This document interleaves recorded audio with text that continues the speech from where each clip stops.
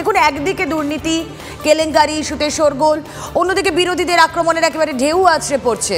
রাজ্যের মুখে বঞ্চনার অভিযোগ, আরেকদিকে কেন্দ্রীয় বঞ্চনা। আবাস থেকে 100 দিন ইস্যু রয়েছে অনেক, হাজারো। মমতার দিল্লি সফর ঘিরে তাই উত্তপ্ত রাজ্য রাজনীতি। আজ দিল্লি সফরে যাচ্ছেন মুখ্যমন্ত্রী মমতা বন্দ্যোপাধ্যায়। সরাসরি চলে যাব, আমাদের প্রতিনিধি জ্যোতির্ময় কর্মকার রয়েছেন সঙ্গে। জ্যোতির্ময়, অত্যন্ত সিগনিফিকেন্ট মমতা বন্দ্যোপাধ্যায়ের এবারের এই দিল্লি সফর, প্রধানমন্ত্রীর সঙ্গেও তিনি দেখা করবেন। এখনো পর্যন্ত কি পয়েন্টস উঠে আসছে? কেন ইম্পর্টেন্ট এই বৈঠক, কেন ইম্পর্টেন্ট মমতার এই সফর? দেখো, সামনে লোকসভা নির্বাচন এবং লোকসভা নির্বাচনে রাজ্য রাজনীতির ভবিষ্যৎ বা রাজ্য রাজনীতির সমীকরণের কথা মাথায় রেখেই এই মুহূর্তে প্রত্যেকটা রাজনৈতিক দলের প্রত্যেক রাজনৈতিক নেতা পদক্ষেপ করছেন। মুখ্যমন্ত্রীর এবারে দিল্লি সফর তার অন্য ব্যতিক্রম নয়। যেটা গুরুত্বপূর্ণ বিষয় তা হচ্ছে রাজ্যের প্রান্তিক মানুষের কাছে তৃণমূল কংগ্রেস মরিয়া হয়ে চেষ্টা করছে তাদের প্রাপ্য টাকা পৌঁছে দেওয়ার ক্ষেত্রে তৃণমূল যে অত্যন্ত উদ্যোগী সেই বার্তা প্রতিষ্ঠা করতে। এর আগে অভিষেক বন্দ্যোপাধ্যায়ের নেতৃত্বে সাংসদরা দিল্লিতে আন্দোলন করেছেন। যখন শীতকালীন অধিবেশন চলছে লাগাতার, তৃণমূল কংগ্রেসের প্রথম সারি সাংসদরা তারা এই ইস্যুকে সংসদের অভ্যন্তরে তোলার চেষ্টা করছেন এবং স্বয়ং মুখ্যমন্ত্রী মমতা বন্দ্যোপাধ্যায় আজ দিল্লিতে পৌঁছেছেন। আগামী বুধবার তিনি প্রধানমন্ত্রীর সঙ্গে বৈঠক করবেন। ফলত লোকসভা নির্বাচনের আগে প্রাপ্য আদায় হবে কিনা তা নিয়ে বড়সড় প্রশ্ন থাকছে, কিন্তু একটা রাজনৈতিক বার্তা রাজ্যের প্রান্তিক মানুষের কাছে, গ্রামের মানুষের কাছে তৃণমূল কংগ্রেস প্রতিষ্ঠা করতে চায় যে তৃণমূল কংগ্রেস তাদের প্রাপ্য আদায়ের ক্ষেত্রে অত্যন্ত উদ্যোগী এবং সেই লক্ষ্যে তারা লড়াই করছে। দ্বিতীয় যে লক্ষ্য, সেই লক্ষ্য হচ্ছে যে আগামী দিনে লোকসভা নির্বাচনের আগে বিরোধী দলগুলিকে আরো ঐক্যবদ্ধ করা। কিন্তু সেই ঐক্যবদ্ধ করার আগে বিরোধী বৃত্তের অভ্যন্তরে নেতৃত্বের রাশ কার হাতে থাকবে সেই বিষয়টি সুনিশ্চিত করতে এই মুহূর্তে তৃণমূল কংগ্রেস উদ্যোগী।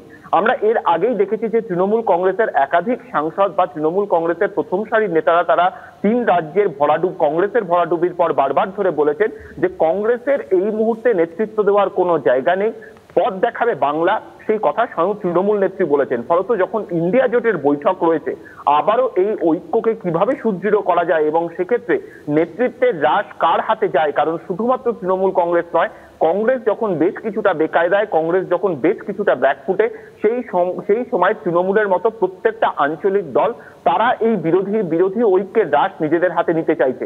ফলত সেই লক্ষ্যে মমতা বন্দ্যোপাধ্যায় পদক্ষেপ করবেন এবং আগামীকাল অর্থাৎ সোমবার দিন তৃণমূল কংগ্রেসের সাংসদদের নিয়ে একটি বৈঠক রয়েছে দিল্লির বঙ্গভবনে। দুপুর 3টের সময় বৈঠক করবেন মমতা বন্দ্যোপাধ্যায়। নজর থাক আপাতত, ধন্যবাদ। আমরা যে খবরে দেখে নজর রাখবো এবারের সকাল 8টার তৃতীয় ব্রেকিং সংসদ কাণ্ডে বঙ্গযোগ আরো জোরালো।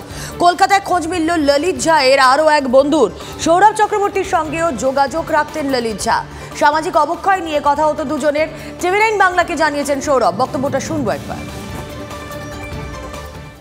আমি এটাকে সমর্থন করি না অবশ্যই, যে আমি চাই একটা গণতান্ত্রিক পদ্ধতিতে জনজাগরণ এবং সেখান থেকে সমস্ত ধরনের সামাজিক অবক্ষয়ের বিরুদ্ধে যে জনজাগরণ সৃষ্টি হবে তা থেকেই প্রকৃত মুক্তির পথ বেরোবে।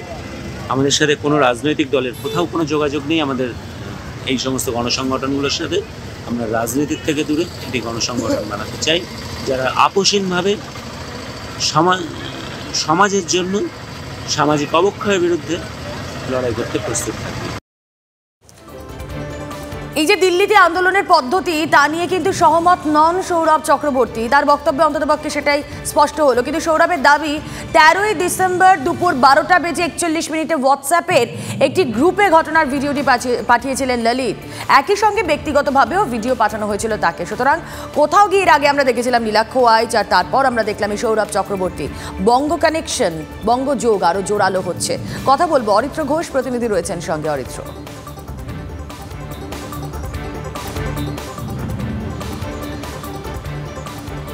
দেখো, এই ললিত ঝার বাংলার সাথে যে যোগাযোগ, সেই যোগাযোগটা যত দিন যাচ্ছে তত কিন্তু স্পষ্ট হচ্ছে।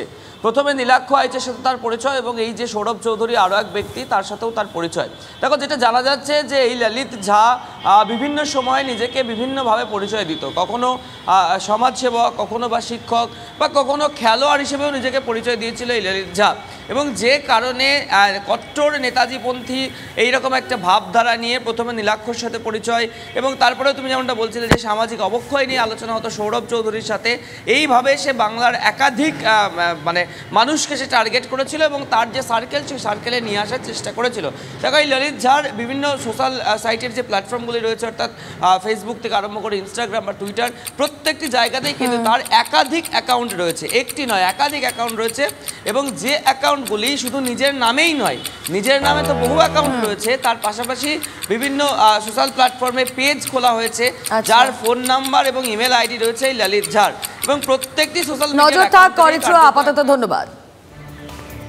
আর কলকাতা পুলিশের এসটিএফ এর নজরে ললিত ঝায়ের সঙ্গীরা, দেখাবো বিগ বলে ললিত ঝায়ের সঙ্গে কাদের কিরকম যোগাযোগ ছিল, কাদের নির্দেশ দিতেন অভিযুক্ত ললিত, তা জানার জন্য বন্ধুদের সঙ্গে কথা বলতে চাইছে কলকাতা পুলিশের এসটিএফ। ললিত ঝায়ের সঙ্গে কাদের কেমন যোগাযোগ, এই প্রশ্নগুলো ভীষণ ইম্পর্টেন্ট হয়ে উঠছে। কাদের কি নির্দেশ দিতেন ললিত জানতে চায় স্পেশাল টাস্ক ফোর্স। ইতিমধ্যেই আমরা জানতে পেরেছি 7 জনের সঙ্গে কথা বলেছে এসটিএফ। পরবর্তী সময় ললিত ঝায়ের সম্পর্কে আরও তথ্য জানতে চায় লালবাজারের গোয়েন্দারা।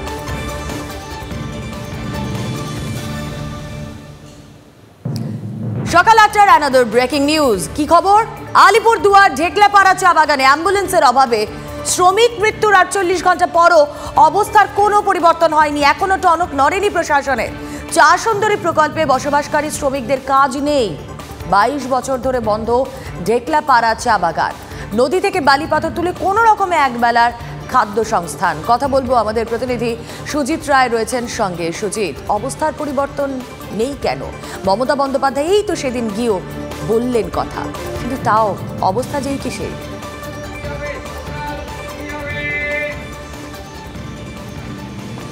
দেখো রুমেলা, ঘটনার 4 দিন কেটে গেলেও কিন্তু অবস্থার পরিবর্তন ঘটেনি। তার কারণ যে অবস্থায় ছিল ঢেকলাপাড়া চা বাগান সেই অবস্থায় রয়েছে। আমরা গতকাল ঢেকলাপাড়া চা বাগানে গিয়ে দেখেছিলাম যে মুখ্য সচেতক, বিধানসভার মুখ্য সচেতক মনোজ টিগ্গা ওই এলাকায় গেছেন এবং পরিবারের সঙ্গে কথা বলেছেন, মৃত শ্রমিকের স্ত্রীর সঙ্গে কথা বলেছেন।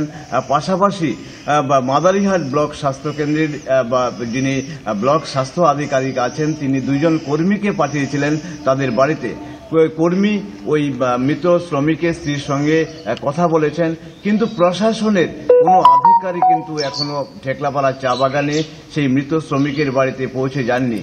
যে অবস্থায় ছিল সেই সিচুয়েশন এখনো রয়ে গেছে, তার কারণ অবস্থার কোনো পরিবর্তন ঘটেনি। আমরা বীরপাড়া স্টেট জেনারেল হাসপাতালে গিয়েছিলাম, আমরা কথা বলেছি জেনারেল হাসপাতালের যে অ্যাম্বুলেন্স চালক রয়েছে, প্রাইভেট অ্যাম্বুলেন্স চালক। এবং সত্যি এই চা সুন্দরী প্রকল্প যখন রয়েছে তখন চা বাগানে কেন অ্যাম্বুলেন্স থাকবে না? কেন 15 কিলোমিটার দূরে ছুটতে হবে চিকিৎসা করাতে? এই প্রশ্নটা তো থেকেই যাচ্ছে। একটা ছোট্ট ব্রেক নিই, প্রতিনিধিদের ধন্যবাদ জানিয়ে।